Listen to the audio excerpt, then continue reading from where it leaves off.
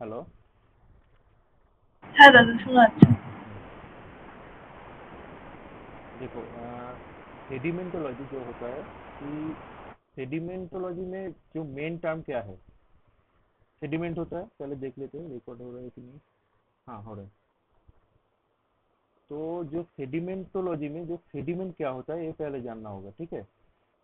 तो प्रेरणा रेस्पॉन्स करना, ठीक है, হ্যাঁ হ্যাঁ। एक एक पॉइंट में। हाँ, तो सेडिमेंटोलॉजी में जो सेडिमेंट होता है वो क्या होता है कि सपोज तुम्हारे पास एक रॉक मास है, ठीक है। सपोज सपोज एक হ্যাঁ ऐसा रॉक मास है। अभी ये रॉक मास अगर डिसइंटीग्रेशन हुआ, मतलब इसको तोड़ दिया जाए किसी भी तरीके से, इसको হ্যাঁ तोड़ दिया जाए, तो इसका क्या होगा, डिफरेंट डिफरेंट फ्रेगमेंट्स होगा, डिफरेंट डिफरेंट হ্যাঁ फ्रेगमेंट्स होगा। तो इसको हम लोग बोलेंगे सेडिमेंट। जो डिसइंटीग्रेशन की वजह से जो टुकड़ा, जो एक रॉक मास का जो टुकड़ा होता है, उसको बोलते हैं तुम्हारा जो सेडिमेंट, ठीक है। अभी क्या হ্যাঁ है कि एक अभी एक मिसकॉन्सेप्शन है कि सेडिमेंट और जो सॉइल वो सेम होता है, पर ये नहीं है। अभी इसी सेडिमेंट में अगर बायोमास ऐड हुआ, सपोज एक प्लांट लीफ ऐड हुआ या कोई ऑर्गेनिज्म ऐड हुआ, तब उसको बोलेंगे हम लोग सॉइल। समझ में आया। ओके। हाँ सेडिमेंट एक सिर्फ रॉक पार्टिकल, पर उसमें अगर कोई बायोजेनिक मटेरियल ऐड हुआ, तब उसको हम लोग बोलेंगे सॉइल। ओके। नाउ হ্যাঁ। अभी मैं क्या क्या बोला कि रॉक मास का डिसइंटीग्रेशन। अभी रॉक मास का डिसइंटीग्रेशन जो होता है उसको बोलते हैं वेदरिंग, ठीक है। अभी एक হ্যাঁ। पॉइंट है कि एक क्वेश्चन पूछ रहा हूँ कि वेदरिंग और इरोशन में डिफरेंस बोल सकते हो क्या। ওয়েদারিং মিন্স जो নেচার নেচারের জন্য যেটা হবে। हाँ, আর ইরোশন देखो मैं बोलता हूँ। ইরোশन वेदरिंग जो होता है, सपोज हाँ एक हाँ रॉक मास, उसका जो डिसइंटीग्रेशन, मतलब मैंने जो बोला फ्रेगमेंट, डिफरेंट तरीके से उसका फ्रेगमेंट होता है, ठीक है। ऐसा ऐसा टुकड़ा हाँ टुकड़ा बनता है। वो फिजिकली हो सकता है, केमिकली हो सकता है और बायोजेनिकली भी हो सकता है। ये हाँ तीन टाइप का हो सकता है, ठीक है। ऐसा ऐसा रॉक फ्रेगमेंट बनता है, इसको बोलते हाँ हैं हम लोग वेदरिंग। अभी हाँ अभी क्या हुआ, ये सब वेदरिंग प्रोडक्ट हुआ। ये अगर ट्रांसपोर्ट होके एक जगह से दूसरा जगह में ट्रांसपोर्ट हुआ, ठीक है। सपोज ए हाँ प्लेस में इसका वेदरिंग हुआ।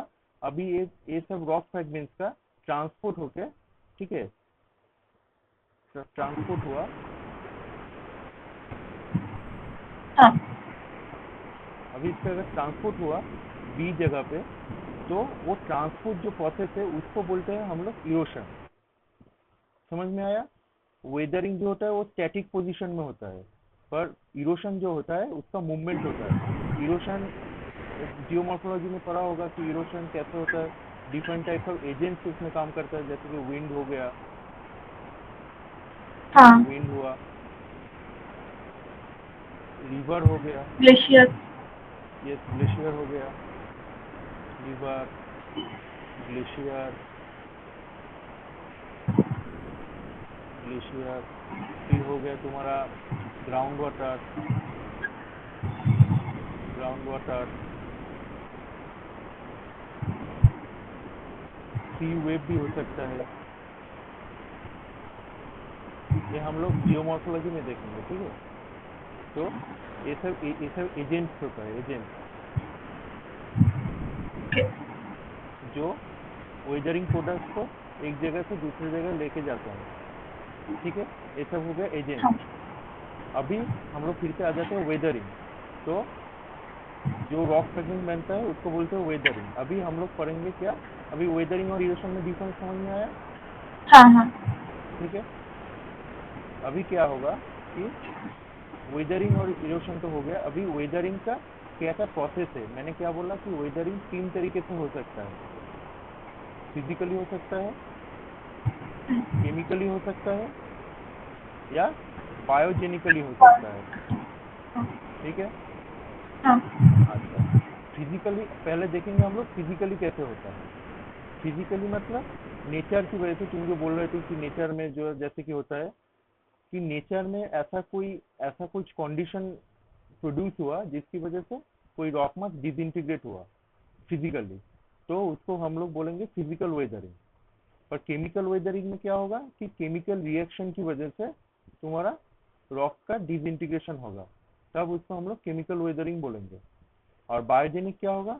बायोजेनिक तब होगा जब कोई ऑर्गेनिज्म तुम्हारा उसमें आता है, रोल में एक रोल लेता है कि हम रॉक को डिसइंटीग्रेट करेंगे, तब उसको बोलेंगे बायोजेनिक।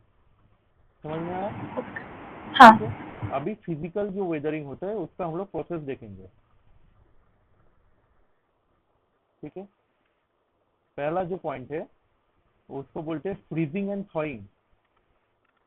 फ्रीजिंग, ये सब नोट कर लेना, ठीक है। हाँ। वेदरिंग से क्वेश्चन आता है।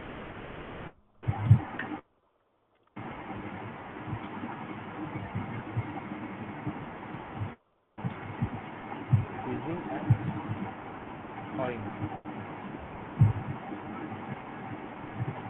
जहाँ पे स्पेलिंग समझ में आएगा नहीं आएगा बोलना, ठीक है। तो अच्छा। फ्रीजिंग एंड थॉइंग में क्या होता है? फ्रीजिंग एंड थॉइंग एक प्रोसेस है जिसके द्वारा फिजिकल वेदरिंग होता है। सपोज मान लो, तो समझ में, ठीक है। सपोज एक रॉक मास है, ओके। अभी रॉक मास में क्या होता है? डिफरेंट क्रैक्स प्रेजेंट होता है, there are presence of crack we can see, ठीक है। हाँ। ऐसा करके क्रैक रहता है रॉक मास में। हाँ। अच्छा, अभी क्या होगा? सपोज दिन के टाइम इधर ऐसा बारिश हुआ, सपोज दिन के टाइम ऐसा बारिश होने लगा। अभी बारिश का पानी किधर जाएगा? इधर घुस जाएगा, पार्कुलेट होगा, हाँ। ठीक है। पार्कुलेट होकर क्या होगा? इसमें फिल हो जाएगा वाटर, हाँ। हाँ। ठीक है। इसमें फिल हो गया, ऐसा करके फिल हो गया, ये भी फिल हो गया। अच्छा, ये तुम्हारा दिन का टाइम हो गया, ठीक है। अभी रात में क्या होगा? रात में सपोज तुम्हारा ये, और एक इम्पोर्टेंट पॉइंट, ये उसी जगह में मिलेगा जहाँ पे दिन का और रात का टेम्परेचर में बहुत ज़्यादा वेरिएशन होगा। सपोज दिन में तुम्हारा टेम्परेचर है 25 डिग्री सेल्सियस, सॉरी 25 नहीं, 15 डिग्री सेल्सियस, और रात को तुम्हारा है -3 डिग्री सेल्सियस, ठीक है। तो बहुत ज़्यादा वेरिएशन है टेम्परेचर में दिन और रात का, उधर हाँ। ये फ्रीजिंग और थॉइंग मेथड होगा। समझ में आया? तो अभी हाँ। क्या हुआ कि बारिश हुआ दिन की टाइम। अभी रात में क्या होगा कि ये जो फ्रीज हो बारिश का जाएगा। पानी है, हाँ, फ्रीज हो जाएगा। फ्रीज होके क्या हाँ। होगा? वो वाटर जो है वो आइस में कन्वर्ट हो जाएगा। अभी जब आइस हाँ। में कन्वर्ट होगा, उसका क्या होगा? हम लोग जानते हैं कि वाटर का जो आइस का वॉल्यूम है वो वाटर से ज़्यादा होता है। तो हाँ। वो जब उसका वॉल्यूम बढ़ जाएगा, सपोज इसका अगर हम जूम करके देखें तो ऐसा होगा कि ऐसा क्रैक्स है हाँ। और इसमें इसके अंदर वाटर है, इसके अंदर वाटर है। अभी क्या होगा? ये जो ये आइस बन के क्या करेगा? इसका वॉल्यूम एक्सपेंशन होगा, हाँ। ऐसा करके वॉल्यूम एक्सपेंशन होते जाएगा। और ये वॉल्यूम जब एक्सपेंशन होगा, तब वो क्रैक भी तो बड़ा होता जाएगा ना, हाँ। क्रैक भी ऐसा करके बड़ा हो जाएगा। हाँ। रुक जाओ, कोई ज्वाइन करना चाहिए।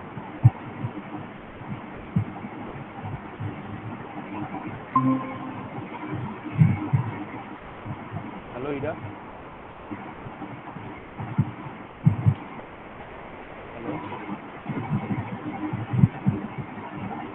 Hello, am I audible Ira?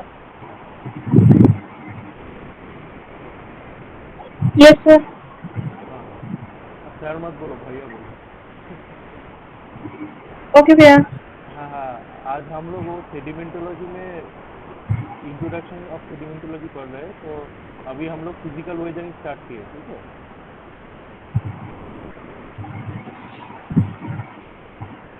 ठीक है, अभी क्या है, मैं अभी तक पढ़ाया था कि फ्रीजिंग एंड थॉइंग, ठीक है। प्रेरणा, मैं फिर से एक बार बोल रहा हूँ, ठीक है, इरा के लिए। ओके। हाँ, तो फ्रीजिंग एंड थॉइंग में क्या था कि ये है, पहले जानना चाहिए कि क्या क्या वेदरिंग प्रोसेस है। एक है फिजिकल वेदरिंग, एक है केमिकल वेदरिंग, एक है बायोजेनिक वेदरिंग। अभी फिजिकल वेदरिंग में क्या है कि नेचर की वजह से अगर कोई कंडीशन ऐसा प्रोड्यूस हुआ कि नेचर की वजह से रॉक मास डिसइंटीग्रेट हुआ, तब उसको हम लोग बोलेंगे फिजिकल वेदरिंग। केमिकल वेदरिंग क्या है? केमिकल वेदरिंग तब होता है जब कोई केमिकल रिएक्शन की वजह से कोई रॉक मास डिसइंटीग्रेट होता है। और बायोजेनिक वेदरिंग क्या है? अगर कोई ऑर्गेनिज्म कोई रोल प्ले करता है कि हाँ, हम लोग ये रॉक मास को अभी डिसइंटीग्रेट करेंगे, तब उसको बायोजेनिक वेदरिंग बोलते हैं, ठीक है। वही फिजिकल वेदरिंग का डिफरेंट पार्ट होता है। एक है तुम्हारा फ्रीजिंग एंड थॉइंग। अभी सपोज मान लो इधर एक रॉक मास है, ऐसा करके एक रॉक मास मैं ड्रॉ किया है। तो अभी ये रॉक मास में सपोज हम क्रैक्स प्रेजेंट है, ऐसा करके क्रैक्स प्रेजेंट है, ठीक है, ऐसा करके क्रैक्स प्रेजेंट है। अभी दिन के टाइम क्या हुआ, इधर बारिश हुआ, ये हम मैंने ड्रॉ किए, बारिश हुआ। अभी बारिश होने की वजह से क्या हुआ कि वाटर इधर पार्कुलेट किया एक क्रैक्स में, पार्कुलेट कर दिया।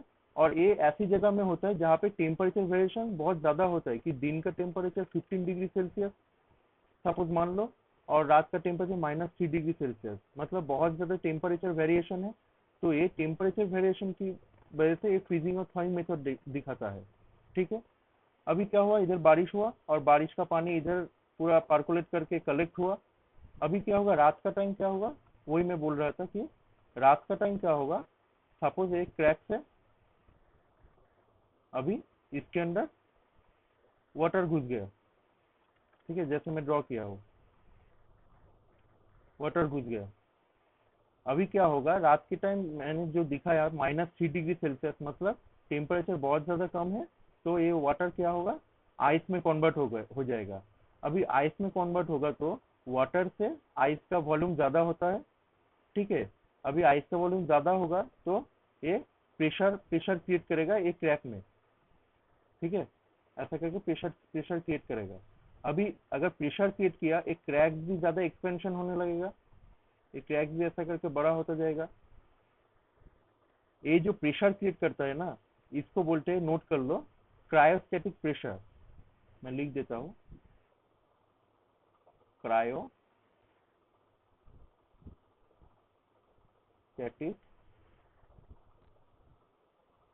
प्रेशर, और फोर्स भी बोल सकते हो,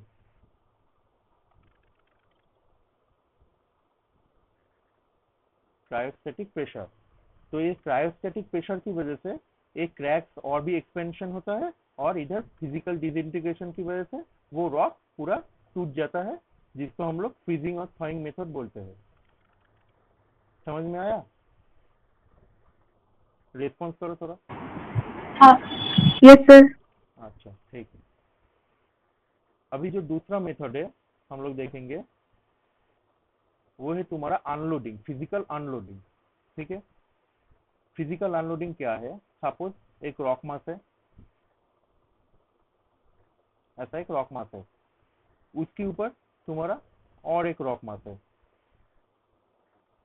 ठीक है। ए नंबर वन रॉक मास, ए नंबर टू। अभी क्या कर रहा है, ए रॉक मास जो है इसके ऊपर प्रेशर देके रखा है। अभी ये नॉर्मल कंडीशन में है, ठीक है, ऐसा प्रेशर देके रखा है, ठीक है।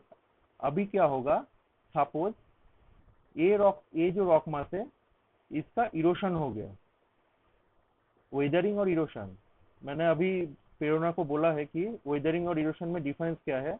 इरा, तुम बता सकते हो वेदरिंग और इरोशन में डिफरेंस क्या है?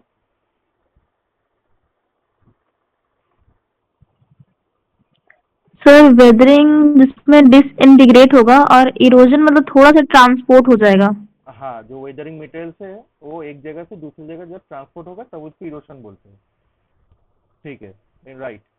तो अभी क्या होगा, तो इसका जब वेदरिंग और इरोशन हो जाएगा, ये इधर से निकल जाएगा।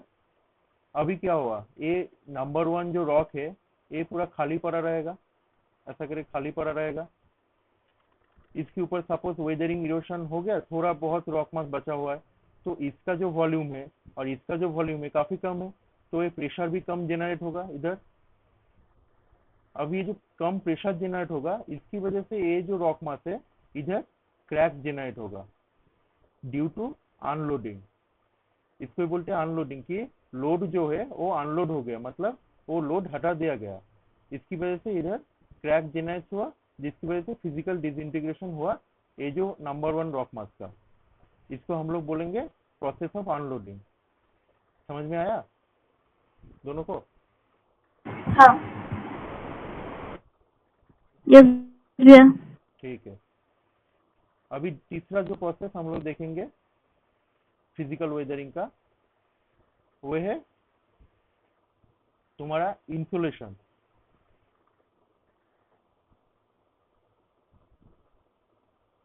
इंसुलेशन,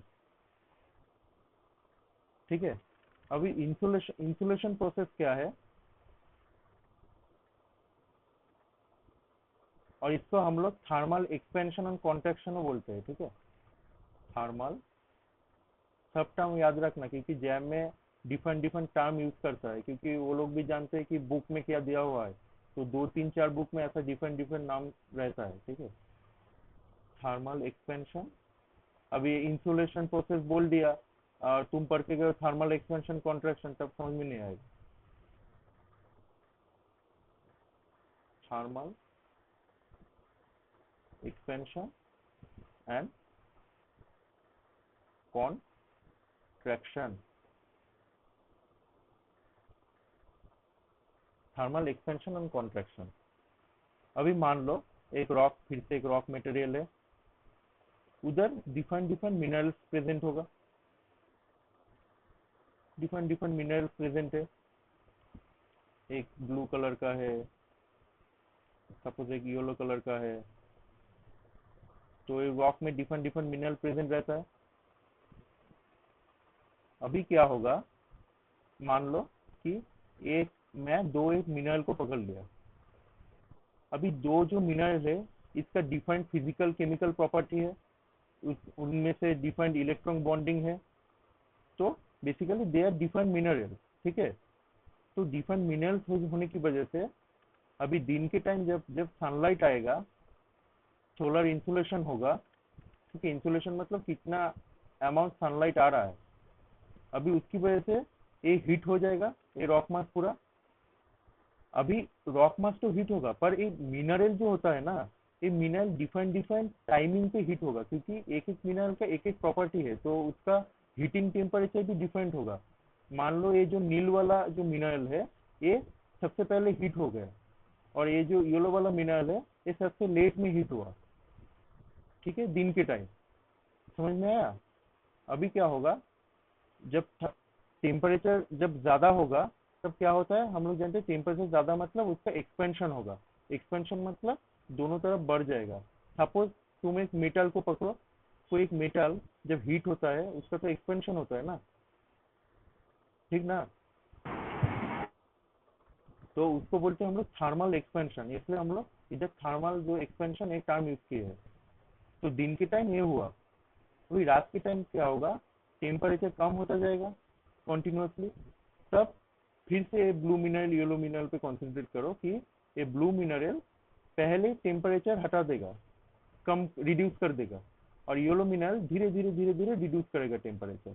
तो अभी हम लोग क्या देख रहे हैं, दिन और रात में जो टेम्परेचर वेरिएशन देखने को मिल रहा है, रॉक के अंदर ही टेम्परेचर वेरिएशन देखने को मिल रहा है डिफरेंट मिनरल की वजह से। तो वो जो एक तो एक्सपेंशन हो रहा है पहले, फिर से कॉन्ट्रैक्शन हुआ है, और ये वेरिंग अमाउंट में हो रहा है, वेरिंग अमाउंट, वेरिंग अमाउंट में हो रहा है। तो इसकी वजह से क्या हो रहा है, कॉन्टिन्यूसली थर्मल एक्सपेंशन और कॉन्ट्रैक्शन की वजह से ये रॉक मास जो होता है, इसका डिसइंटीग्रेशन हो जाता है। तो उसको हम लोग फिजिकल, ये जो बोलते हैं थर्मल एक्सपेंशन और कॉन्ट्रैक्शन बोलते हैं, और इसको इंसुलेशन प्रोसेस भी बोलते हैं, क्योंकि पूरा ये जो काम हो रहा है ये सोलर इंसुलेशन की वजह से हो रहा है, जो हीट आ रहा है सन से उसकी वजह से ही हो रहा है, ठीक है।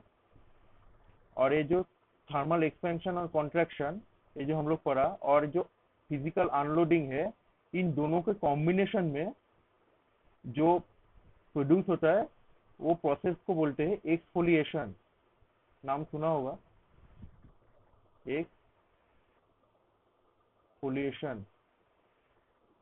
ये जो अनलोडिंग और जो थर्मल एक्सपेंशन कॉन्ट्रैक्शन हो रहा है, इन दोनों की वजह से जो रॉक मास है उसके ऊपर से ऐसा ऐसा लेयर निकल के बाहर आ जाता है, ऐसा ऐसा लेयर, और वो ऐसा करके नीचे गिर पड़ता है, ऐसा करके नीचे गिर पड़ता है।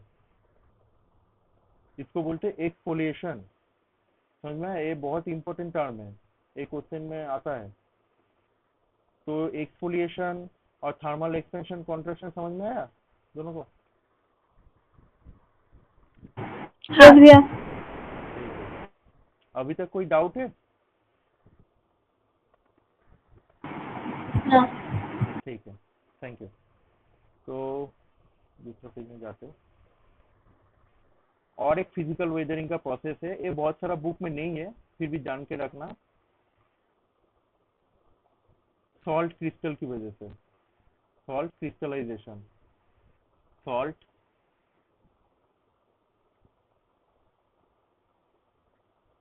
Crystallisation, salt crystallisation.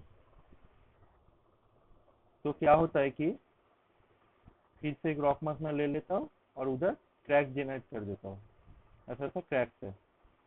अभी इसके ऊपर अगर सॉल्ट वाटर आया, मान लो कि ये जो है ये समुद्र के अंदर है, ठीक है। अभी क्या होगा, ये सॉल्ट वाटर इधर है, समुद्र के अंदर नहीं, लाइक सी बीच में है, ठीक है, सी बीच में है। अभी वाटर इधर प्रेजेंट है, तो इधर प्रेजेंट है मतलब ये क्रैक्स में भी घुस जाएगा सी वाटर, सी वाटर इधर में भी घुस जाएगा, इधर भी घुस जाएगा। अभी सी वाटर तो घुस गया, अभी जो डे टाइम रहेगा, अभी सनलाइट आएगा, ठीक है। सनलाइट क्या करेगा, इधर हीट आएगा, हीट की वजह से ये जो वाटर है ये एवापोरेट हो जाता है, ये ऐसा करके एवापोरेट हो जाता है। अभी हम लोग क्या जानते हैं कि सी वाटर में क्या रहता है, NaCl रहता है, ठीक है, सोडियम क्लोराइड, KCl, ये सब रहता है, जो मेनली सॉल्ट सॉल्ट रहता है सी वाटर में। अभी जब इवापोरेट हो जाएगा वाटर, तभी इधर क्या बचा रहेगा, ऐसे मान लो रॉक जो है ऐसा करके जो क्रैक्स है, तो उसमें ऐसा करके सॉल्ट क्रिस्टल रह जाएगा। और ये सॉल्ट क्रिस्टल का जो वॉल्यूम होता है ज़्यादा होता है, तो ये प्रेशर क्रिएट करेगा, ये प्रेशर क्रिएट करेगा और क्रैक जनरेट करेगा। तो पहले क्या हुआ कि सी वाटर घुस गया अंदर, उसके बाद सी वाटर इवेपोरेट हो गया सनलाइट की वजह से, सन हीट की वजह से, और इवेपोरेट होने के बाद सॉल्ट क्रिस्टल प्रेजेंट, वो उधर रह गया क्रिस्टलाइज होके, और वो सॉल्ट क्रिस्टल जो बार वाला जो क्रैक जो वॉल है उसके अंदर प्रेशर एग्जर्ट किया, तो क्रैक्स और खुल गया, तो फिजिकल डिसइंटीग्रेशन हो गया। तो इसको बोलते हैं सॉल्ट क्रिस्टलाइजेशन प्रोसेस। ये समझ में आया? अच्छा। अच्छा, जिधर समझ में नहीं आएगा बोलना, ठीक है। अभी ये फिजिकल वेदरिंग का चार हम लोग देख लिए। एक है सॉल्ट क्रिस्टलाइजेशन, उसके ऊपर था तुम्हारा थर्मल एक्सपेंशन कॉन्ट्रैक्शन, उसके ऊपर था तुम्हारा अनलोडिंग, और उसके ऊपर था फ्रीजिंग एंड थॉइंग। ये चार मेनली प्रोसेस है फिजिकल वेदरिंग का। अभी हम लोग देखेंगे केमिकल वेदरिंग। केमिकल वेदरिंग में मैं क्या হ্যালো। बोल रहा था? हाँ बोलो। বলছি যে মাঠ ক্র্যাক যখন জেনারেট হবে ওটাও কি ফিজিক্যাল ওয়েদারিং এর মানে ওই ইয়েতেই পড়বে? मार्ट क्रैक, হ্যাঁ। नहीं नहीं, मार्ट क्रैक जब जनरेट होगा वो फिजिकल वेदरिंग, वो वेदरिंग नहीं है, ठीक है। अभी उसमें वेदरिंग हो सकता है जब फिजिकल एजेंट, जब अभी ये देख, अभी जो सनलाइट की वजह से तो मार्ट क्रैक क्रिएट हुआ है बेसिकली, ठीक है। হ্যাঁ। अभी उसको तुम वेदरिंग में बोल सकते हो, अगर वेदरिंग, अगर उसमें वेदरिंग का जो प्रॉपर्टी मैं बोला कि ऐसा क्रैक जेनरेट होगा, ठीक है, उसके ऊपर तुम्हारा अगर फिजिकल एजेंट कुछ काम किया, ऐसा बारिश हुआ, फिर वाटर जम, वाटर उधर पूरा ये हो गया, फिल हो गया, फिर और वो जो क्रैक से उसको फिर से एग्जर्ट कर दिया, तब उसको हम लोग वेदरिंग बोल सकते हैं। पर बेसिकली मार्ट क्रैक को हम लोग वेदरिंग नहीं बोलेंगे, ठीक है। वो जेनरल टर्म के लिए तुम वेदरिंग बोल सकते हो, पर बेसिकली वो वेदरिंग नहीं है। वो एक फिजिकल, वो एक स्ट्रक्चरल फीचर्स है, जिससे हम लोग तुम्हारा जो यंग डायरेक्शन निकल सकते हैं मार्ट क्रैक से, ठीक है। ओके। वो हाँ। मेनली स्ट्रक्चरल फीचर्स है। जैसे कि इधर क्रैक जो है वो स्ट्रक्चरल फीचर्स है, वैसे ही मार्ट क्रैक भी स्ट्रक्चरल फीचर्स है, ठीक है। अच्छा, अभी जो है chemical chemical weathering, chemical weathering. अच्छा,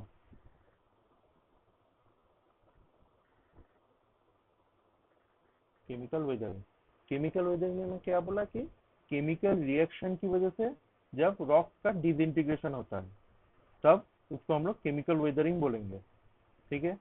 तो केमिकल रिएक्शन कैसा टाइप होता है, हम लोग एक जानते हैं कि ऑक्सीडेशन की वजह से, ऑक्सीडेशन एक टर्म, ऑक्सीडेशन,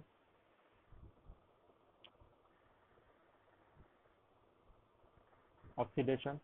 तो ऑक्सीडेशन में क्या होता है, एक इलेक्ट्रॉन जो है वो निकल जाता है, उसको हम लोग ऑक्सीडेशन बोलेंगे ना।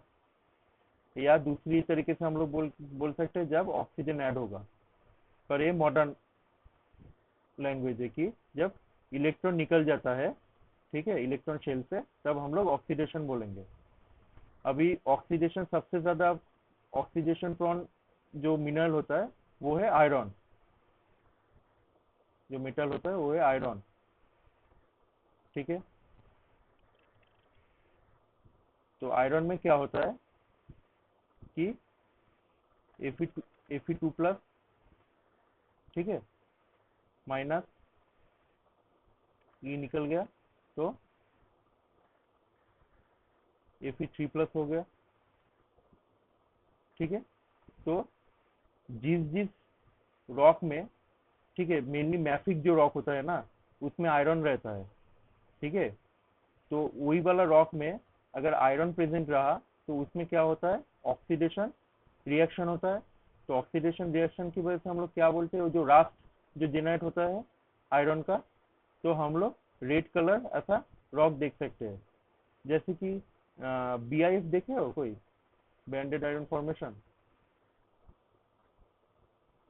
या बैंडेड हेमाटाइट। छवि से। अच्छा, ईरा देखे हो?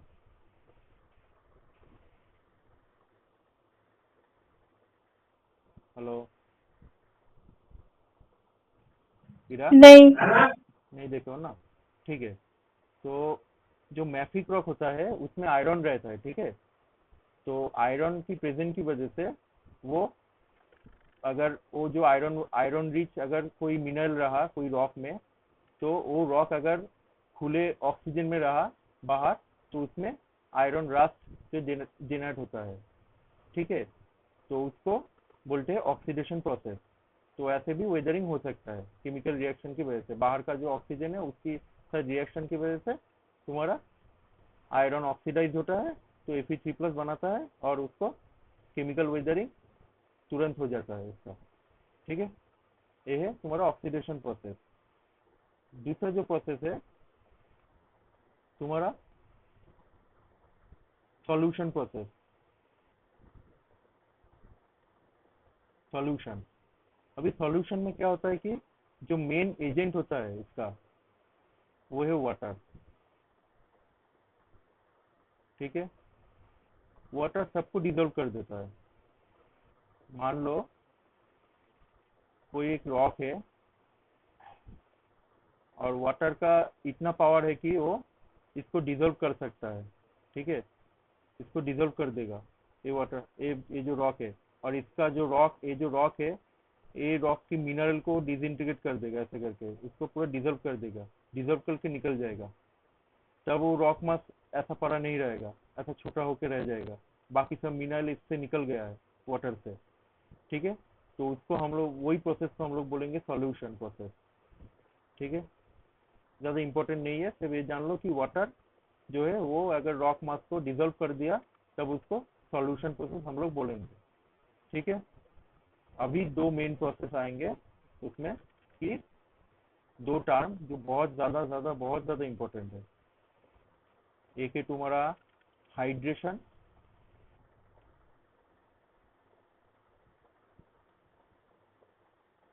हाइड्रेशन, और दूसरा है तुम्हारा हाइड्रोलाइसिस।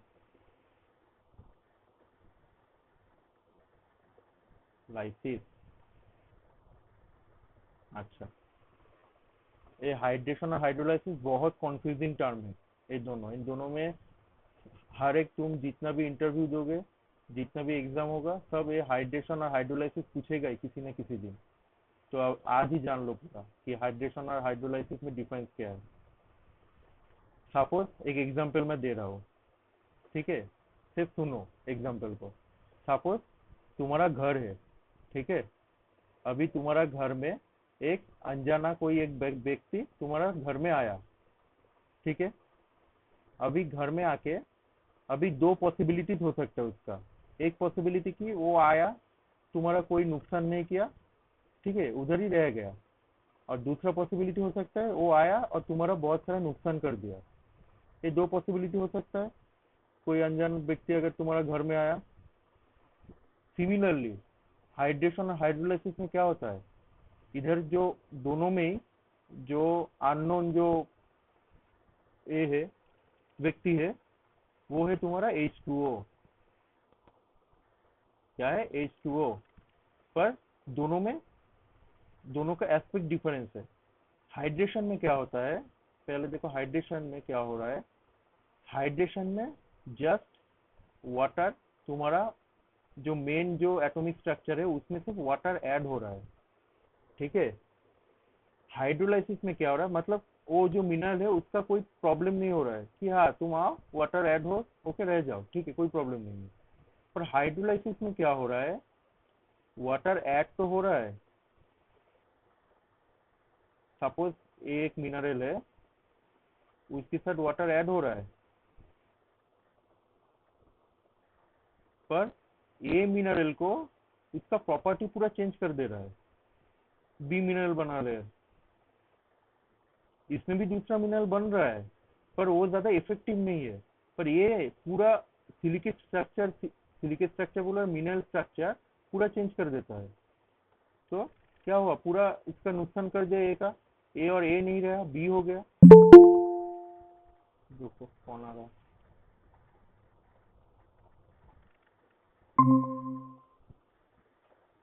तो क्या बोल रहा था, हाइड्रेशन और हाइड्रोलाइसिस। तो हाइड्रेशन में क्या हो रहा है कि वाटर पूरा ऐड होके उधर ही रह जा रहा है, दूसरा मिनरल भी बना रहा है, पर ज्यादा इफेक्टिव नहीं है वो, ज्यादा केमिकल चेंज नहीं हो रहा है। पर जो हाइड्रोलाइसिस होता है उसमें वाटर ऐड हो रहा है, वाटर ऐड होने के बाद पूरा मिनरल को चेंज कर दे रहा है। अभी एग्जांपल जब दूंगा पता चलेगा। तो हाइड्रेशन का जो एग्जांपल है, अच्छा कॉन्सेप्ट पहले बोलो, समझ में आया हाइड्रेशन और हाइड्रोलाइसिस का।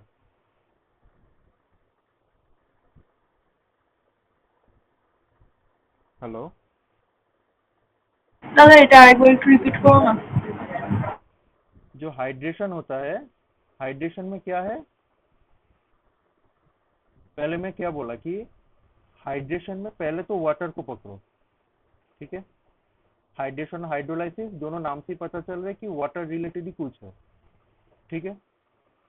अभी हाइड्रेशन में क्या हो रहा है कि वाटर तुम्हारा मिनरल के साथ ऐड हो रहा है। सपोज एक मिनरल है, वाटर ऐड होके ऐसा, सपोज इसका भी मिनरल चेंज होता है, तो ज्यादा इफेक्टिव नहीं है। मैं जो बोला है ज्यादा इफेक्टिव नहीं है। ऐसा बी एक मिनरल किया, उसके साथ H2 ऐड हो गया, बस खत्म काम, और कुछ नहीं हुआ। पर ये जो है ये है हाइड्रेशन। ये जो है हाइड्रेशन। पर हाइड्रोलाइसिस में क्या होगा, ये तो है, इसके साथ H2 ऐड हुआ, फिर क्या हो रहा है, मिनरल का स्ट्रक्चर, पूरा एटॉमिक स्ट्रक्चर बोलो, सब कुछ चेंज हो रहा है। इसके साथ भी ओ एच H2O ऐड होता है, प्लस कुछ कुछ मिनरल बनाता है। ये ज़्यादा इफेक्टिव है, पूरा ए को चेंज कर दे रहा है।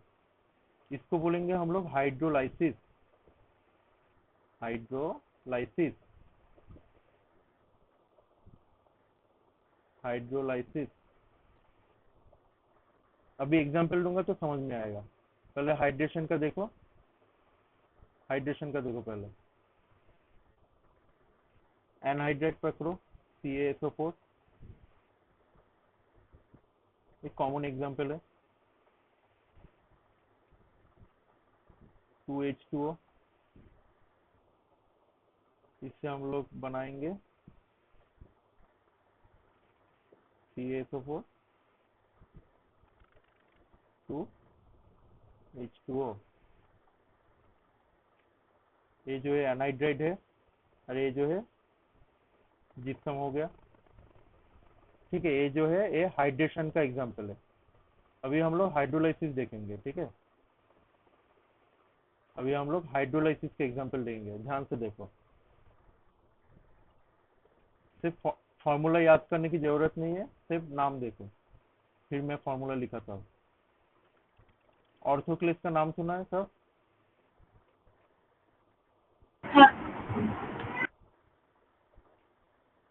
ऑर्थोक्लेस, कोई मुझे बताएगा ऑर्थोक्लेस कौन सा सिलिकेट ग्रुप में आता है?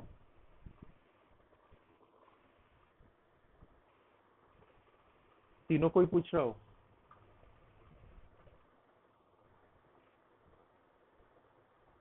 विभूति,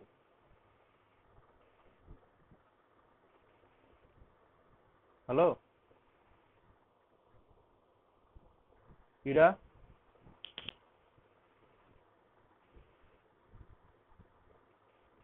प्रेरणा, कोई तो बोलो ऑर्थोक्लेस कौन सा सिलिकेट? सिलिकेट। हाँ, टेक्टो। हाँ। अच्छा ठीक है। तो ऑर्थोक्लेस, अभी ऑर्थोक्लेस में रेन वाटर अगर ऐड हुआ, रेन वाटर मतलब एसिडिक वाटर, ठीक है। तो एसिडिक वाटर में क्या रहता है? कार्बोनिक एसिड H2CO3, ठीक है। अभी इसको बैलेंस कर लेना, बैलेंस बहुत ज्यादा ये है, कॉम्प्लेक्स है। H2O,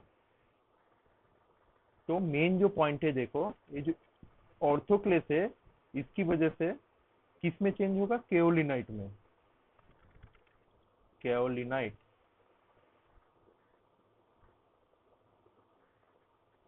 केओलिनाइट। तो ऑर्थोक्लेस जो है, इसका फॉर्मूला क्या था? KAlSi3O8, ऑर्थोक्लेस। और केओलिनाइट का हो गया AlSi2O5OH फोलेट।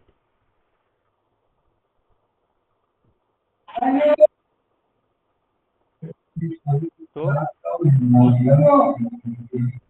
अच्छा, म्यूट कर दो जो ऐड हुआ है। देवाशीष, कोई कुछ बोलना चाहते हो? हाँ ठीक। नहीं सर, नहीं। हाँ हाँ ठीक, ठीक है। तो ऑर्थोक्लेस से केओलिनेट बन रहा है, ठीक है। तो ऑर्थोक्लेस का फॉर्मूला KAlSi3O8, और ये Al थोड़ा सा देख लेना फॉर्मूला, ठीक है, केओलिनाइट का। तो केओलिनाइट कौन सा सिलिकेट ग्रुप का मिनरल है? कोई मुझे बोलो, एनीवन?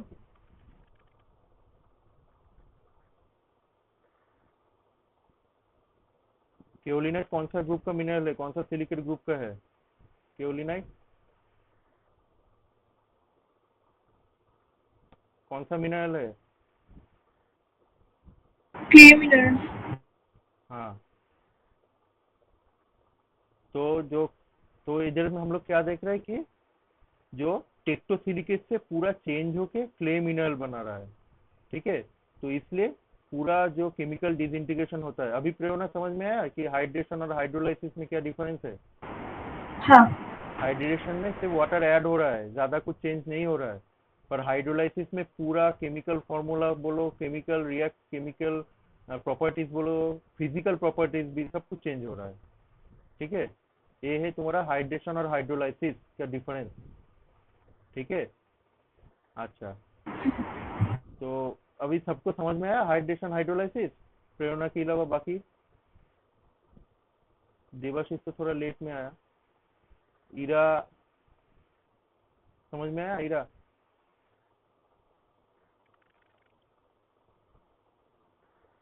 हेलो, थोड़ा रेस्पॉन्स करो, नहीं तो मैं फिर से समझाऊंगा। हाइड्रेशन हाइड्रोलाइसिस ये भी बहुत इंपॉर्टेंट है।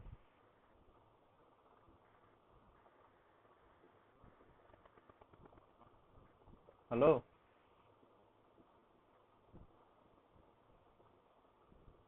ठीक है, सबको समझ में आया होगा। ठीक है, अभी जो नेक्स्ट है वो है कार्बोनेशन। कार्बोनेशन, कार्बोनेशन में क्या होगा कि कुछ नहीं, सिर्फ कार्बोनिक एसिड दूसरा रॉक के साथ रिएक्ट करेगा, बेसिकली लाइमस्टोन के साथ रिएक्ट होगा कार्बोनिक एसिड, और उसको डिसइंटीग्रेट करके उसको सॉल्यूबल मतलब डिजोल्व कर देगा। तो इसका सिर्फ रिएक्शन देख लो कैसा होगा कि कार्बोनिक एसिड पहले देखना पड़ेगा कैसे बनता है कि H2O, उसके साथ कार्बन डाइऑक्साइड ऐड होगा, तो H2CO3 पहले कार्बोनिक एसिड बन गया। अभी मैं क्या बोला, कार्बोनिक एसिड लाइमस्टोन के साथ रिएक्ट करेगा। अभी लाइमस्टोन का फॉर्मूला क्या है? H2CO3 प्लस, अभी लाइमस्टोन के साथ रिएक्ट करेगा CaCO3, तब उसमें क्या होगा, ये जो पूरा अभी CaHCO3 होल टू बना देगा बाइकार्बोनेट। अभी बाइकार्बोनेट क्या है, ये वाटर में ना बहुत डिजोल्व हो जाता है, तो ये क्या होगा, ये पूरा Ca2 प्लस और 2HCO3 माइनस में, 2HCO3 माइनस में डिजोल्व हो जाएगा। तो क्या था, पूरा लाइमस्टोन को देखो कैसा करके डिजोल्व कर दिया। ठीक है, ये जो कार्बोनिक एसिड है, तो वही प्रोसेस को बोलते हैं कार्बोनेशन। सबको समझ में आया कार्बोनेशन?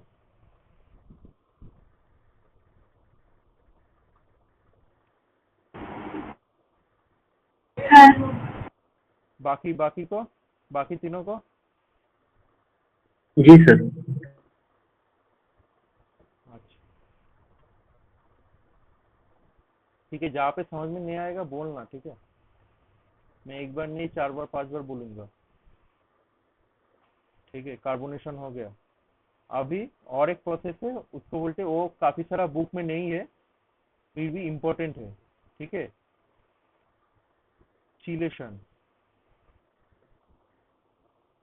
चीलेशन, अच्छा, ये जो चीलेशन है इसमें थोड़ा डिबेट है कि ये केमिकल वेदरिंग में आता है या बायोजेनिक वेदरिंग में आता है, तो ये दोनों में ही आता है। ठीक है, ये केमिकल वेदरिंग में भी आता है, ये बायोजेनिक वेदरिंग में भी आता है। ठीक है, अभी क्या होगा, तो ये चिलेशन को समझो कैसा क्या होता है। एक रॉक मास को पकड़ लो, एक रॉक मास है, अभी उसके ऊपर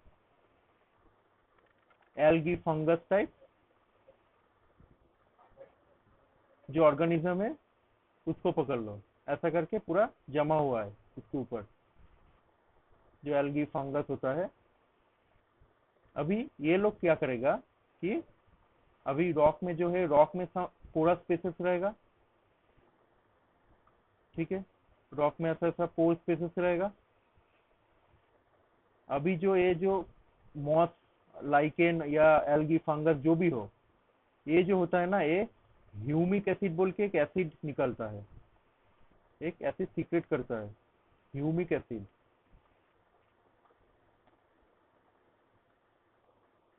तो वो एसिड क्या करता है, ये जो रॉक प्रेजेंट है इसमें जो मेटल है ना, मेटल मेटल आयन जो होता है, मेटल आयन जो है उसके साथ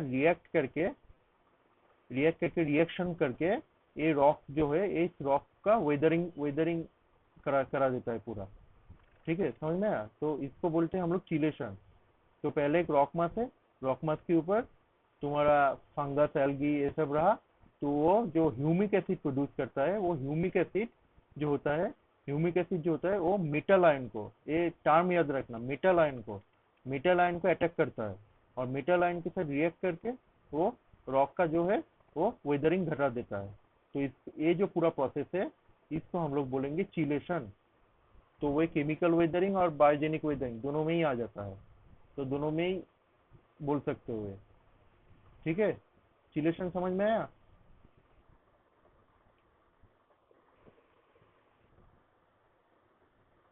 हाँ अच्छा, तो अभी क्या करेंगे कि बायोजेनिक वेदरिंग में ज़्यादा कुछ नहीं है, इसे मैं बोल देता हूँ मुंह में।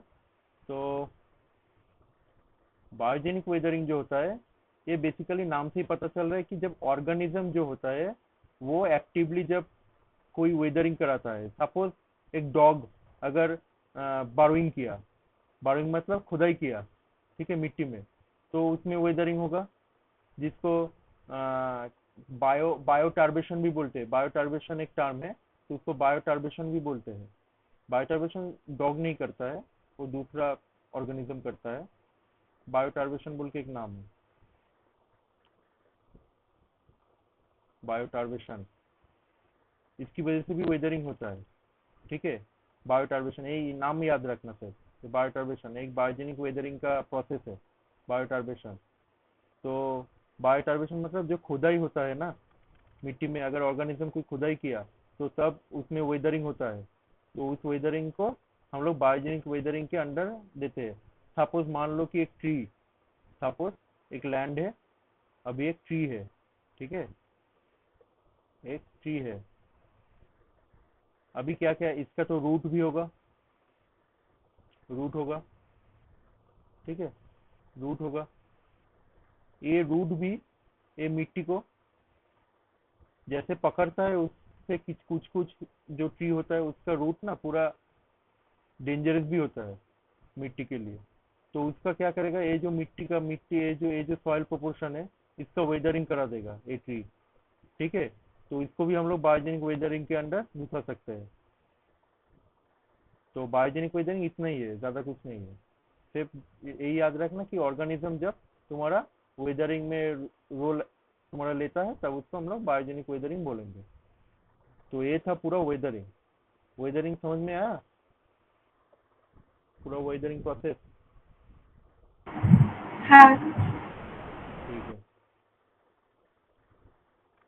अच्छा, बाकी तीनों भी थोड़ा रेस्पॉन्स करो, दो जो है ईरा और विभूति।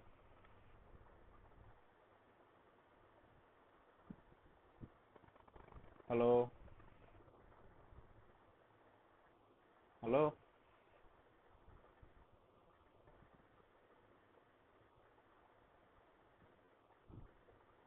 ठीक है। अच्छा, अभी क्या होगा कि अभी हम लोग देख लिया कि वेदरिंग क्या है। अभी और एक इम्पोर्टेंट सेडिमेंटोलॉजी में है, वो है सॉइल। सॉइल इरोशन जो है वो हम लोग जियोमॉर्फोलॉजी में पढ़ेंगे, ठीक है। अभी सेडिमेंटोलॉजी में हम लोग सॉइल पढ़ेंगे। तो सॉइल मैंने वीडियो की जब शुरू शुरू किया था क्लास, तब बोल दिए थे थोड़ा, फिर भी अभी एक बार फिर से बोल देता हूँ। सॉइल है तुम्हारा जो सेडिमेंट होता है। सेडिमेंट क्या है पहले समझो, कि जो रॉक है उसका जो पार्टिकल डिसइंटीग्रेट होता है, उसको हम लोग सॉइल बोलेंगे, ए सॉरी सेडिमेंट बोलेंगे, ठीक है।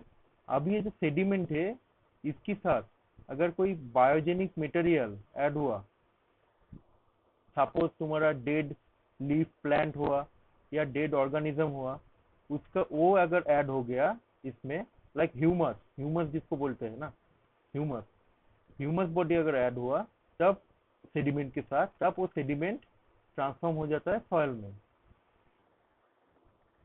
ठीक है, ये है तुम्हारा सॉइल। अभी सॉइल कैसे बनता है, मान लो कि इधर सम सेडिमेंट पड़ा हुआ है, सेडिमेंट पार्टिकल, ऐसा सेडिमेंट पार्टिकल पड़ा हुआ है। अभी क्या हुआ, उधर बारिश हुआ, अभी बारिश होने की वजह से वो क्या होगा, वो फ्लो करेगा, ठीक है। अभी फ्लो करेगा, फ्लो करेगा, अभी फ्लो करने की टाइम इधर डेड ऑर्गेनिज्म ऐड होगा, dead organism, dead organism add होगा, डेड ऑर्गेनिज्म ऐड होगा, ठीक है। अभी उसको आधा ही सॉइल बनाया है, अभी क्या होगा, ये ऐसा करके एक बेसिन में आके गिरा, एक बेसिन में आके गिरा। अभी क्या होगा, ये जो बेसिन में आके गिरा, ठीक है, ऐसा करके लेयर लेयर बनाएगा सॉइल का। अभी हम लोग देखेंगे क्या क्या लेयर है। तो ऐसा करके सॉइल का लेयर बनाएगा। अब अभी इधर दो टर्म इंपॉर्टेंट है, जब ये सॉइल जब डिपॉजिट होगा इसमें दो टर्म इंपॉर्टेंट है। एक है तुम्हारा एलुविएशन, नोट कर लेना है सब। एक है तुम्हारा इलुविएशन,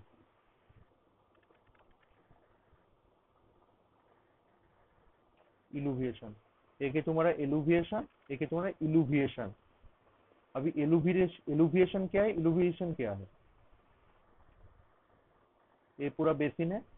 अभी जब तुम्हारा मटेरियल अंदर जा रहा है, ठीक है, ये जो मटेरियल अंदर जा रहा है यही प्रोसेस को हम लोग बोलेंगे इलुविएशन, इसे याद रखना, इलुविएशन। और ये मटेरियल जब डिपॉजिट हो जाएगा तब उसको बोलेंगे हम लोग इलुविएशन, जो डिपोजिशन प्रोसेस है इसको बोलेंगे इलुविएशन, ये इलुविएशन।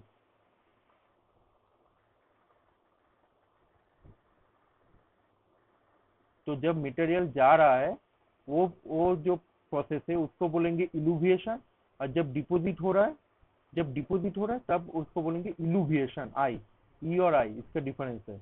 तो ये दोनों में क्वेश्चन आएगा, ठीक है, कभी ना कभी आएगा, अभी तक नहीं आया है, कभी ना कभी तो आएगा, एलुविएशन और इलुविएशन। तो एलुविएशन है तुम्हारा प्रोसेस कि कैसे वो तुम्हारा मूवमेंट हो रहा है सेडिमेंट का या सॉइल का, और इलुविएशन तुम्हारा है कैसे वो डिपॉजिट हो रहा है, ठीक है। तो ऐसे करके सॉइल का ऐसे करके लेयर बना लेता है सॉइल का, ठीक है। और some sediment particles are transported by the rain water, जो रेन वाटर से इधर डिपोजिट हो गया था, अभी कुछ कुछ मटेरियल क्या होगा, रेन वाटर से इधर मूवमेंट हो जाएगा, इधर से चला जाएगा दूसरा जगह, ठीक है, ट्रांसपोर्ट भी होगा, ठीक है। वो ऐसे भी सॉइल बन सकता है। तो ये पूरा सिनेरियो है how the soil is formed. अच्छा, सॉइल कैसे फॉर्म्ड होता है समझ में आया सबको? हाँ दादा। बाकी दोनों का तो रेस्पॉन्स ही नहीं मिल रहा है, तुम दोनों को समझ में आ रहा है क्या?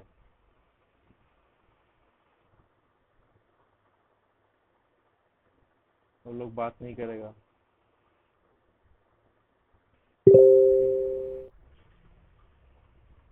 ठीक है, तो हम लोग देखें कि सॉइल कैसा बन रहा है।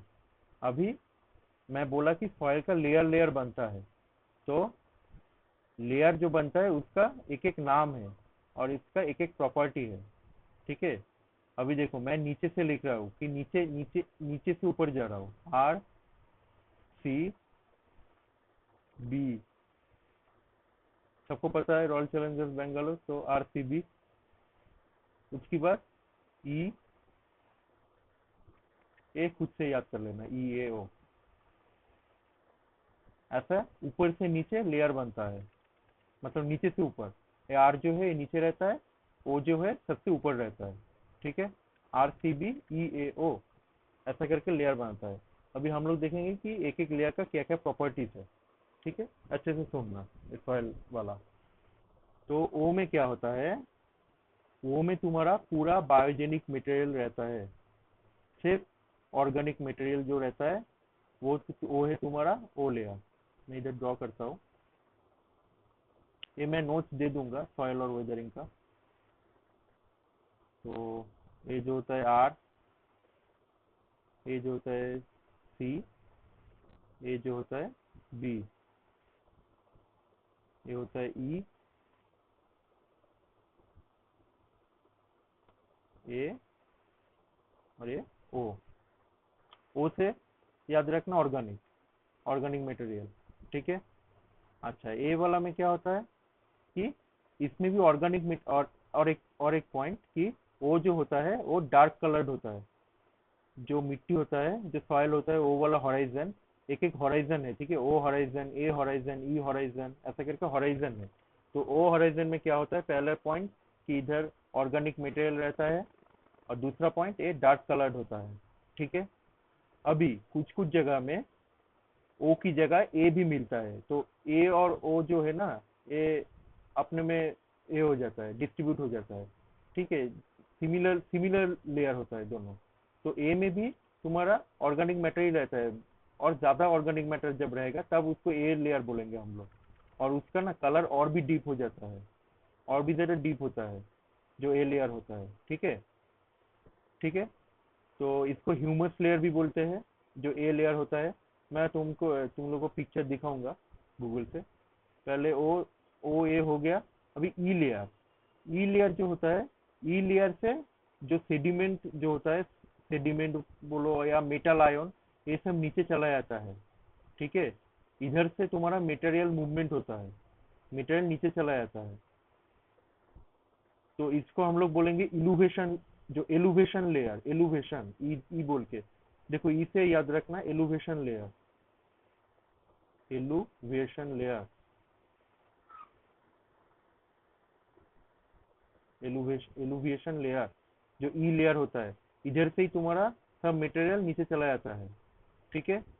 बी लेयर जो होता है, इधर तुम्हारा ई से जो मटेरियल आता है वो बी में डिपोजिट होता है, इसलिए बी को हम लोग इलुवेशन लेयर बोलते हैं, इलुवेशन,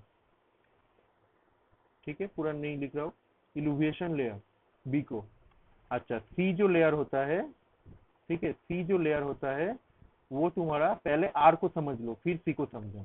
समझो, आर जो होता है तुम्हारा क्या होता है, एक रॉक मास, एक रॉक बॉडी जो जिसको आउटक्रॉप भी बोलते हैं, ठीक है। उसके ऊपर ही तो तुम्हारा सॉइल का लेयर बनता है, ऐसा करके वेदरिंग होके उसके ऊपर ही ऐसा करके सॉइल का लेयर बनता है, ठीक है। जो ओरिजिनल रॉक मास है उसके ऊपर। समझ में आ रहा है? Hello, hello, hello. हाँ दादा। हाँ, समझ समझ में आ रहा है ना? हाँ हाँ। जो रॉक मास है इसको आउटक्रॉप बोलते हैं, और उसके ऊपर ऐसा सॉइल का लेयर रहता है, ठीक है। सॉइल का लेयर ऐसा ऐसा रहता है। तो ये जो सॉइल का लेयर रहता है, और ये जो रॉक मास है, ये जो रॉक मास से इसको याद रखना कि आर, आर से रॉक मास, जो ओरिजिनल रॉक मास होता है, आउटक्रॉप जो होता है, उसको हम लोग आर लेयर बोलेंगे। और ये जो रॉक मास है उसका वेदरिंग की वजह से जो प्रोडक्ट बाहर के निकल के आता है, जैसे कि रॉक मास हुआ और इसके ऊपर इसका वेदरिंग मटेरियल हुआ, कुछ ना कुछ तो वेदरिंग होगा ही इसका। इसका जो वेदरिंग मटेरियल है वो है मेनली सी। बाकी बी ई ए ओ ये सब तुम्हारा डिपोजिशन हुआ है, पर सी जो है वो उधर ओरिजिनल रॉक मास का ही है, ठीक है। रॉक मास का वेदरिंग प्रोडक्ट है सी। समझ में आया? ये जो हॉराइजन है, तुमको एक फोटो दिखाता हूँ, देखो।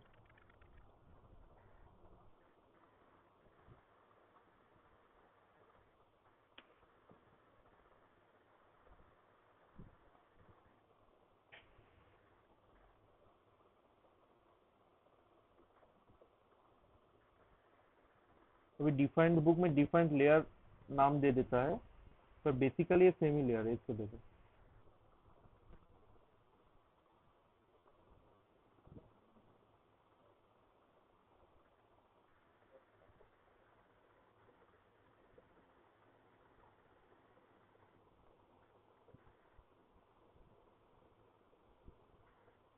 इसको देखो, सबको दिखाई दे रहा है? देखो O horizon, A horizon, E horizon, B, C, R. R जो है देखो ओरिजिनल रॉक मास है, ठीक है। ये जो आर है, ये जो आर है, ये आर, ये जो आर है ओरिजिनल रॉक मास है। अभी जो ब्राउन कलर है ना, ये जो ब्राउन कलर है, ये जो ब्राउन है, ये है, ये रॉक मास का ही वेदरिंग प्रोडक्ट है। इसको हम लोग सी लेयर बोल रहे हैं, इसको हम लोग सी लेयर बोल रहे हैं, ठीक है। अच्छा, ये इसके बाद ऊपर में चले जाओ, ये है तुम्हारा जो पूरा जो ऑर्गेनिक मटेरियल है, ठीक है। ये ओ होराइजन, ए होराइजन मैंने क्या बोला कि डीप कलर, बहुत ज्यादा ऑर्गेनिक मैटर रहता है, क्योंकि इधर जो ऑर्गेनिक मैटर है इसके नीचे तो ये जो इधर जो डेड ऑर्गेनिज्म रहता है ये तो नीचे चला जाएगा, ठीक है। ये नीचे चला जाएगा डिपोजिशन होके, बारियल प्रोसेस में नीचे चला जाएगा, तो इसका और भी कलर डार्क होगा, मैं बोला। तो वो वाला ए लेयर है। ई लेयर में क्या होगा? ई लेयर में मेनली तुम्हारा इधर से मटेरियल इधर चला जाएगा, जो एलुवेशन लेयर है, एलुविएशन, ई, इसे याद रखना, एलुविएशन। और इधर से जब मटेरियल इधर डिपोजिट होगा, इधर जाके इधर डिपोजिट होगा, तो बी लेयर, बी लेयर को आई से याद रखना, इलुविएशन। समझ में आया पूरा सॉइल होराइजन? हाँ क्लियर ना पूरा सॉइल? हाँ तो सॉइल कैसे फॉर्म हुआ, सॉइल होराइजन क्या है, ये मैं बोल दिया, ठीक है। अभी क्या है कि अभी और दो चीज हम लोग देखेंगे, एक है ट्रांसपोर्टेशन और एक है कैसे क्या डिपोजिशन कैसे क्या होता है, सिर्फ कॉन्सेप्ट के लिए। ट्रांसपोर्टेशन, अभी तो सॉइल कर लिया, वेदरिंग कर लिया, अभी तो ट्रांसपोर्टेशन होता है ना एलिमेंट का, ट्रांसपोर्टेशन, ट्रांसपोर्टेशन, ट्रांसपोर्टेशन। तो ट्रांसपोर्टेशन का डिफरेंट स्टेजेस होता है, ठीक है, एक एक टाइप का होता है। मैं पिक्चर दिखाता हूँ, समझ में आएगा।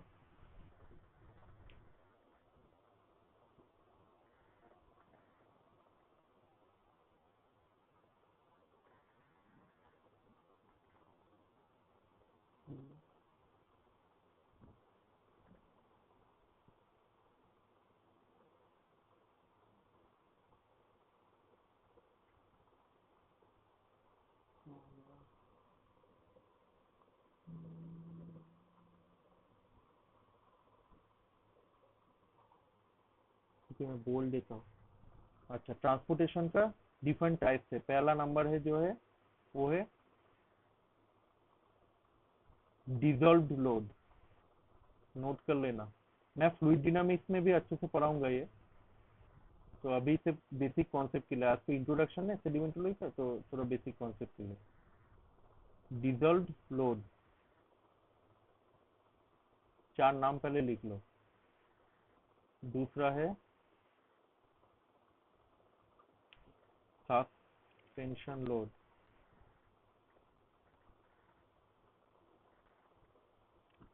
Suspension load. तीसरा है सॉल्टेशन। ये सब अच्छे से मैं फ्लूइड डायनामिक्स में फिर से पढ़ाऊंगा। Saltation load. और चौथा नंबर है ट्रैक्शन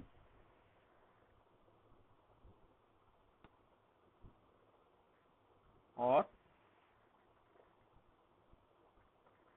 बेड लोड। तो इसमें क्या जानना है कि कौन सा ट्रांसपोर्ट, मतलब सेडिमेंट, जो सेडिमेंट जो ग्रेन होता है उसका साइज क्लासिफिकेशन क्या है, बोल्डर, पेबल, कोबल, ऐसा करके, सैंड, सिल्ट, क्ले, ऐसा करके होता है। ये जानते हो ना सब? हाँ नेक्स्ट क्लास में मैं पढ़ाऊंगा टेक्सचर में, ठीक है। टेक्सचर में मैं बोलूंगा फिर से जो 5 स्केल है। तो अभी के लिए जान लो, क्ले जो होता है सबसे छोटा क्ले, ऐसा करके मैं ये कर देता हूँ, क्ले सबसे छोटा, सिल्ट, फिर रहता है सैंड, ऐसा करके पेबल कोबल बोल्डर ऐसा करके रहता है। ठीक है, ग्रेवल भी रहता है उसके बीच में। तो अभी के लिए इसको पकड़ लो, ये सबसे बड़ा है, इसको पकड़ लो, ग्रेवल भी पकड़ लो, ग्रेवल, सिल्ट और क्ले, इसके ऊपर ये इंक्रीजिंग ऑर्डर में। ठीक है, क्ले सबसे छोटा है और बोल्डर सबसे बड़ा है। ठीक है, अभी क्या करेंगे कि हम लोग देखेंगे कि कौन सा सेडिमेंट साइज, कौन सा साइज का सेडिमेंट कैसे ट्रांसपोर्ट होता है। पहले हम लोग देखेंगे डिजॉल्व लोड। डिजॉल्व लोड मतलब वाटर के साथ डिजॉल्व होके वो एक जगह से दूसरी जगह जाता है। अभी वाटर में डिजॉल्व कौन होता है, क्ले में क्ले होता है। तो क्ले साइज जो पार्टिकल होता है, ये जो है ना, क्ले, सीड, सैंड, ये ना कोई सेडिमेंट टाइप नहीं है। ये सेडिमेंट के साइज के हिसाब से उसको डिफरेंशिएट किया गया है। सेडिमेंट जो साइज होता है, ये मेनली साइज डिवीजन है। क्ले एक साइज है, क्ले कोई अलग से कोई सेडिमेंट नहीं है। क्ले सिर्फ साइज में डिफरेंस है, इसमें सब में क्ले हो सकता है, सील्ट हो सकता है। ठीक है, तो क्ले जो होता है ये सबसे छोटा साइज का होता है, तो इसलिए ये क्या होता है, वाटर के साथ डिजोल्व हो जाता है। डिजोल्व होके एक जगह से दूसरी जगह ट्रांसपोर्ट होता है। ठीक है, समझ में आ गया। Dissolve load. सस्पेंशन लोड में क्या होता है, सपोज मान लो एक वाटर ब्लॉक समझ लो, एक वाटर है। सस्पेंशन का मतलब क्या है, ये वाटर में ऐसा करके ऐसा आया, ऐसा करके ऐसा आया, फिर बहता रहा, ऐसा ऐसा। डिजॉल्व लोड की तरह ही है, पर डिजॉल्व लोड नहीं है, ये सस्पेंशन है। ठीक है, ऐसा सस्पेंशन में रहेगा, कुछ कुछ पार्टिकल ऊपर भी रह जाएगा। ठीक है, कुछ कुछ पार्टिकल ऊपर भी रह जाएगा, ऐसा सस्पेंडेड होके एक जगह से दूसरी जगह जाएगा। मेनली तुम्हारा सीड साइज। हाँ बोलो, कोई कुछ बोलना चाहते हो? अच्छा, স্যার বলছি এইগুলো চারটেই হলো ওয়াটার হবে তাই তো? হ্যাঁ হ্যাঁ, ওয়াটার ওয়াটার হতে পারে, তোর উইন্ডো হতে পারে। ঠিক আছে, আচ্ছা উইন্ডো হতে পারে। উইন্ডে আরো কয়েকটা ভাগ আছে, কয়েকটা ডিফারেন্স ভাগ আছে। ঠিক আছে, তো তুই উইন্ড আর वाटर দুটোই ধরে নে। तो क्या है कि विंड और वाटर दोनों में ही ये हो सकता है। ठीक है, तो विंड में भी ये ट्रैक्शन लोड ये सब हो सकता है, वो हम लोग जियोमॉर्फोलॉजी में देखेंगे। ठीक है, ट्रैक्शन लोड उधर भी होता है, सॉल्टेशन उधर भी होता है, सस्पेंशन उधर भी होता है विंड में। ठीक है, और वाटर में भी हो सकता है। तो हम इधर मैं वाटर में ही दिखा रहा हूँ कि वाटर में ऐसा करके सस्पेंडेड हो गया, डिजोल्व हो गया। तो सिर्फ याद रखना कौन सा साइज का पार्टिकल किस लोड में जाता है। तो डिजोल्व लोड में क्या हो गया, क्ले साइज पार्टिकल। मैं फिर से बोल रहा हूँ, क्ले कोई क्ले साइज, जो सेडिमेंटोलॉजी में क्ले बोल के अलग कुछ वो मतलब सेडिमेंटरी रॉक वो ऐसा नहीं है। क्ले एक साइज को इंडिकेट कर रहा है। ठीक है, हमेशा याद रखना, clay, sand, silt, pebble, cobble, boulder जो भी हो, वो एक साइज को डिफाइन कर रहा है। ठीक है, अभी सस्पेंशन लोड में कौन जाता है, सील्ट। जो सील्ट साइज पार्टिकल है वो सस्पेंशन लोड में जाता है। अच्छा, अभी सॉल्टेशन में कौन जाता है, अभी सॉल्टेशन में दिखा रहा हूँ। सॉल्टेशन क्या है, पहले तो ये ग्रेन कांटेक्ट में रहेगा बेड का। ये सब वाटर है, ये पूरा वाटर है, ये पूरा वाटर है। अभी ये दूसरा कलर से दिखा रहा हूँ,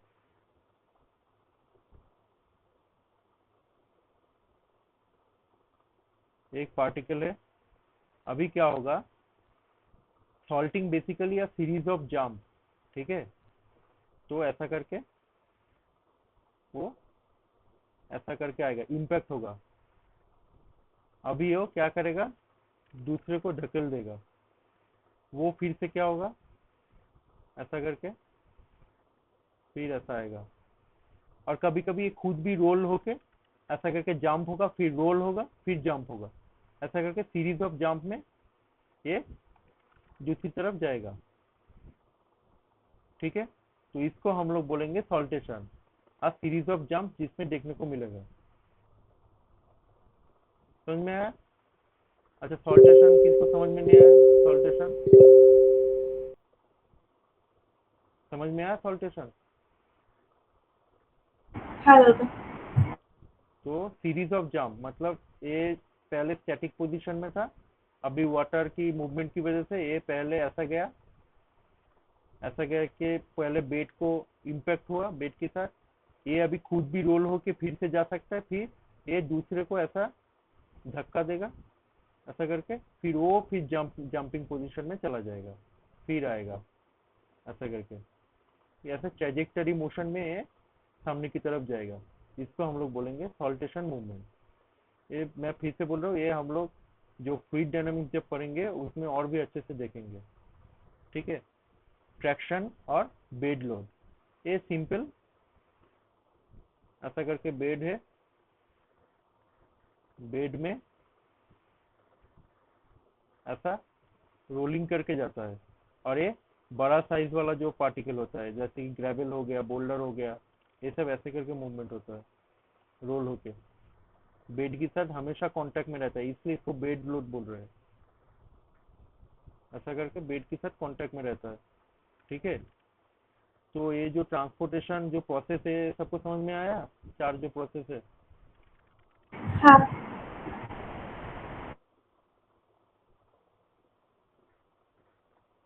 बाकी दोनों को समझ में आया? हीरा विभूति,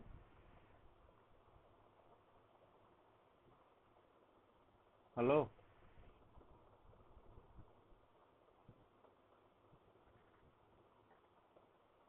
अच्छा ठीक है, अभी क्या होगा कि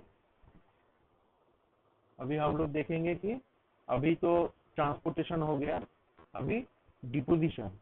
डिपोजिशन जो होता है कुछ नहीं, उस वो हम लोग सेडिमेंट्री बेसिन में भी पढ़ेंगे, सेडिमेंट्री एनवायरनमेंट में पढ़ेंगे। वो बेसिन में जाके सेडिमेंट डिपोजिट होता है, ठीक है, layer by layer sediment deposit होता है, स्ट्रेटा बाय स्ट्रेटा ऐसा करके सेडिमेंट डिपोजिट होता है। ठीक है, और कुछ नहीं, डिपोजिशन में हम लोग पढ़ेंगे कि एनवायरनमेंट डिपोजिशन जो एनवायरनमेंट होता है, डिपोजिशन जो बेसिन होता है, ये दोनों ही हम लोग पढ़ेंगे बाद में।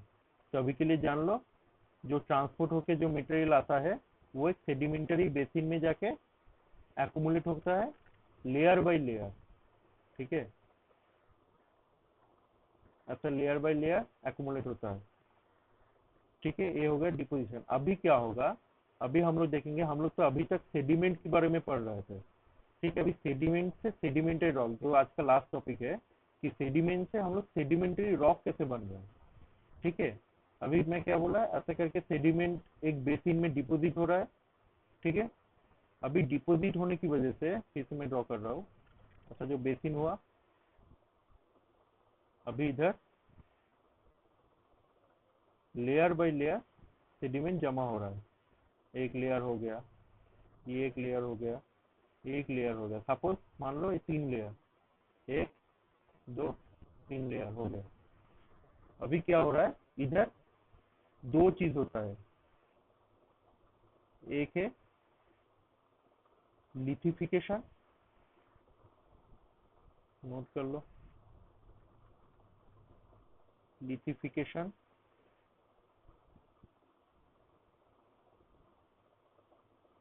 राजन। हाँ बोलो, हाँ कुछ बोल रहे हो? अच्छा, एक है लिथिफिकेशन, दूसरा जो है डायाजेनेसिस, डायाजेनेसिस,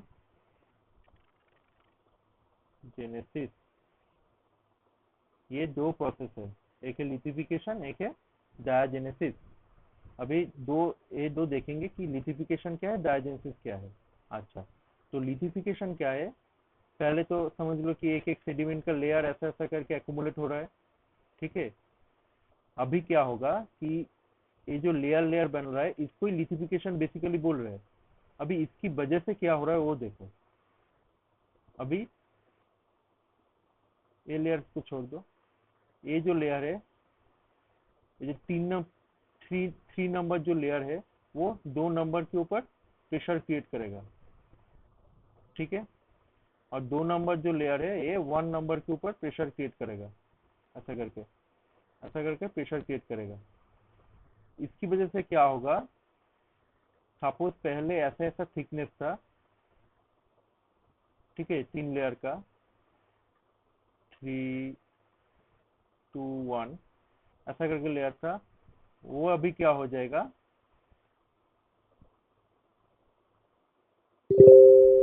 वो अभी कॉम्पैक्ट हो जाएगा, ठीक है, ऐसा करके 3 2 1, तो ये कॉम्पैक्ट हो जाएगा, 2 और 1 लेयर जो है वो कॉम्पैक्ट हो गया।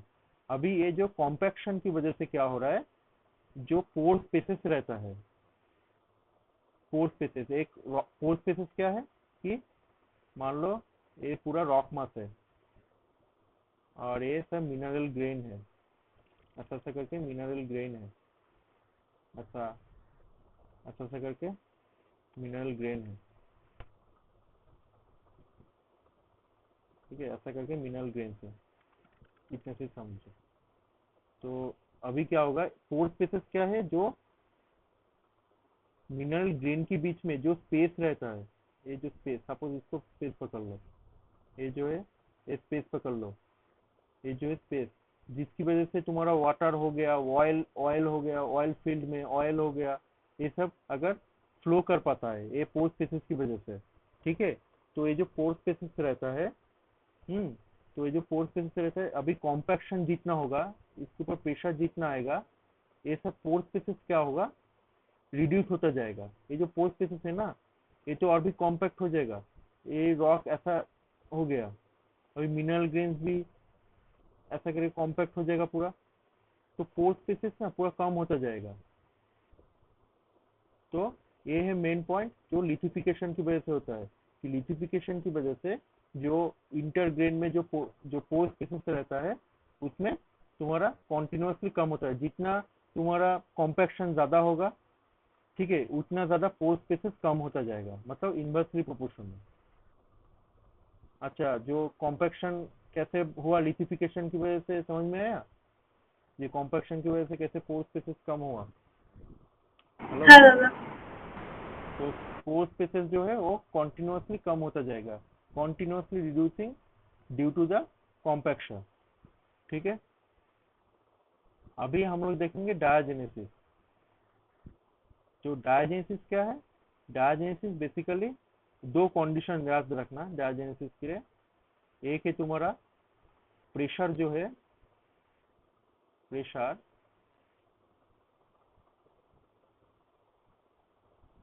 हमेशा लेस देन 2 किलो बार होना चाहिए, और टेम्परेचर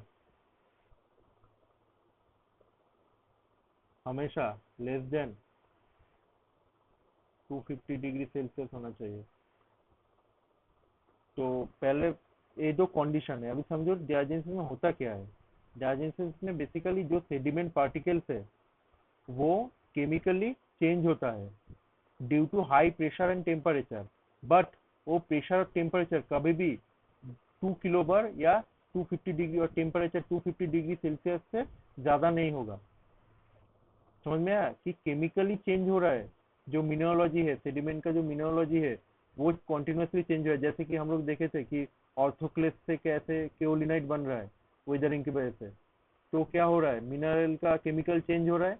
तो मिनरल का केमिकल चेंज चेंज जो हो रहा है वो ड्यू टू हाई प्रेशर और टेम्परेचर।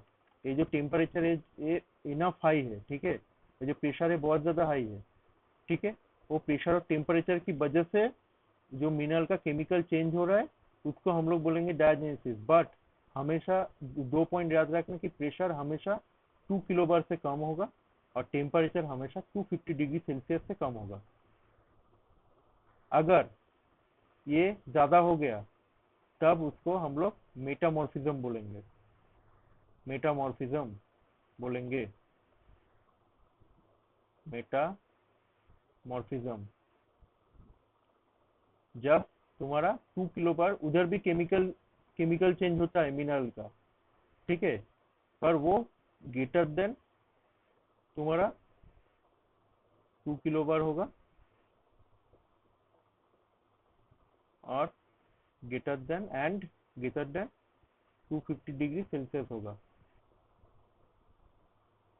तब तुम्हारा हम लोग डायजेनिस को हम डायजेनेसिस में बोलेंगे, तब हम उसको मेटामॉर्फिज्म में बोलेंगे, मेटामॉर्फिज्म की टर्म में।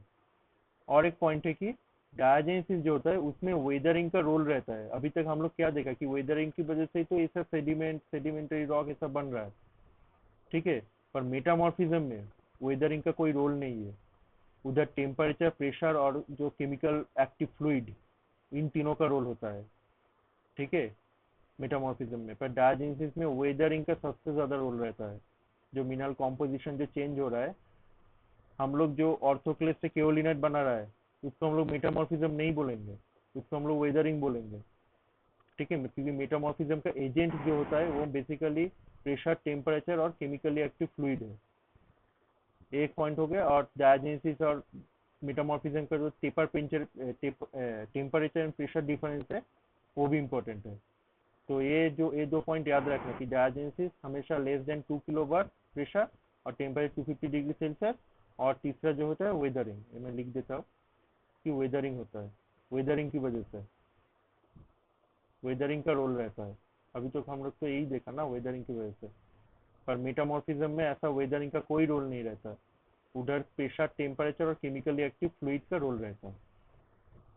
तो ऐसे करके डायजेनेसिस अल्टीमेट जो होता है वो डायजेनेसिस के बाद ही वो सेडिमेंट पार्टिकल जो पहले था, वो सेडिमेंट पार्टिकल कन्वर्ट हो जाता है सेडिमेंटरी रॉक में, ठीक है, due to high pressure and temperature.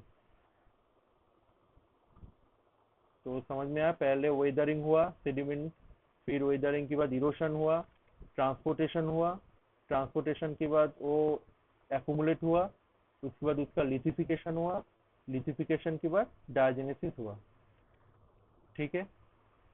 अभी तक जो जो पढ़ा है कोई डाउट?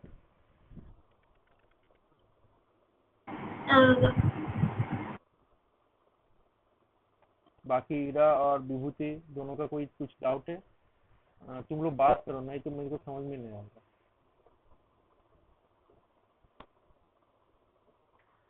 नहीं सर, समझ में आ रहा है। समझ में आ रहा है? Yes sir. ठीक है। हीरा हीरा थोड़ा सा रिस्पॉन्स करो।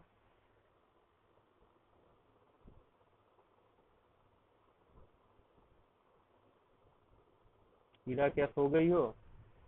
थोड़ा सा रिस्पॉन्स कर दो, क्योंकि तुम लोग रिस्पॉन्स करोगे तब मेरे को मोटिवेशन मिलेगा।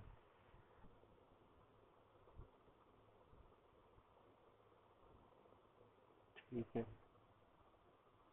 ठीक है, आज के क्लास के लिए इतना ही। तो तुम लोग अगर विभूति और हीरा, प्रेरणा तो हम लोग का स्टूडेंट है, तो हीरा और विभूति अगर तुम लोग ज्वाइन करना चाहते हो, अभी तो 1 वीक तुम लोग का फ्री का हो रहा है, तो उसके बाद नहीं होगा। तो अगर ज्वाइन करना चाहते हो तो मेरे से कांटेक्ट कर सकते हो, ठीक है। मैं और एक भैया है वो भी पढ़ाता है, हम दोनों एक साथ पढ़ाता है। तो अभी हम लोग, मेरा अभी अ, उधर इग्नियस और मिनरोलॉजी चल रहा है, और मेरा अभी तो सेडिमेंटोलॉजी में स्टार्ट किया आज, और उसके साथ हाइड्रो चलेगा। तो 1 वीक देखो क्लास करके कैसा क्या लग रहा है, फिर बोलो हम लोगों को, ठीक है। मैं रिकॉर्डिंग ऑफ कर देता हूँ।